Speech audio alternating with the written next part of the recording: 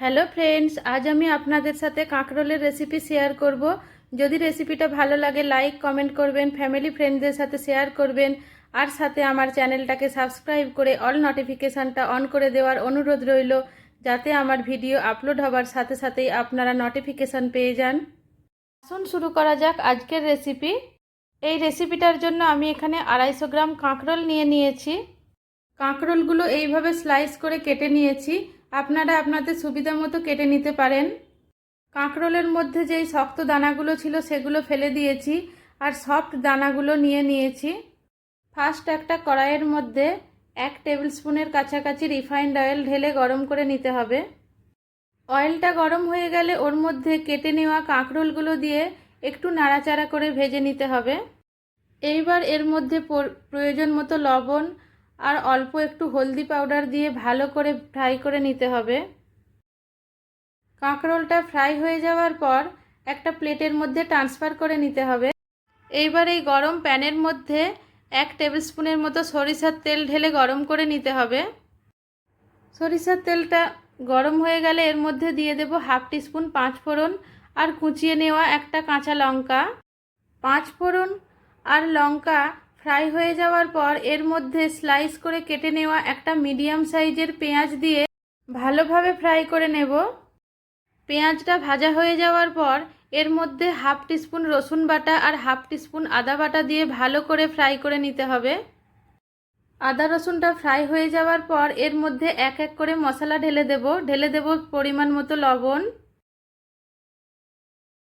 1/4 teaspoon হলদি powder, 1/4 teaspoon Kashmiri red chilli powder, প্রয়োজন মতো রেড চিলি পাউডার,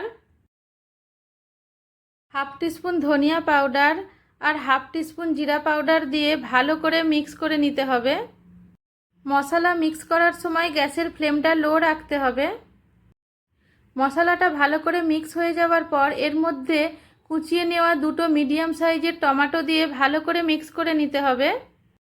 টমেটোটা সফট করে নেওয়ার জন্য ঢাকা লাগিয়ে লো ফ্লেমে 2 থেকে 3 মিনিট কুক করে নিতে হবে।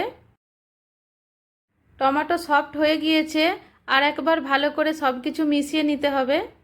সব কিছু ভালো করে মিক্স হয়ে অয়েল সেপারেট হয়ে যাওয়ার পর এর মধ্যে অল্প একটু জল দিয়ে ভালো করে মিক্স করে নিতে হবে। এরপর এর মধ্যে ভেজে নেওয়া কাঁকরোলগুলো দিয়ে ভালো করে মিক্স করে নিতে হবে। কাঁকরোলটাকে ভালো করে মশলার সাথে মিক্স করে নিয়েছি। এখন এতে অল্প একটু জল দিয়ে মিক্স করে নিতে হবে। কাঁকরোলটা কুচানোর সময় শক্ত দানাগুলো আমি বাদ দিয়েছিলাম। খুবই সামান্য জল দিয়ে মিক্স করতে হবে। মিক্স করে নেওয়ার পর ঢাকা লাগিয়ে মিডিয়াম টু লো ফ্লেমে 3 থেকে 4 মিনিট কুক করে নিতে হবে। রান্নাটা কমপ্লিট হয়ে গিয়েছে। এইবার গ্যাসের ফ্লেমটাকে অফ করে দিতে হবে আর এটাকে ডিশ আউট করে নিতে হবে।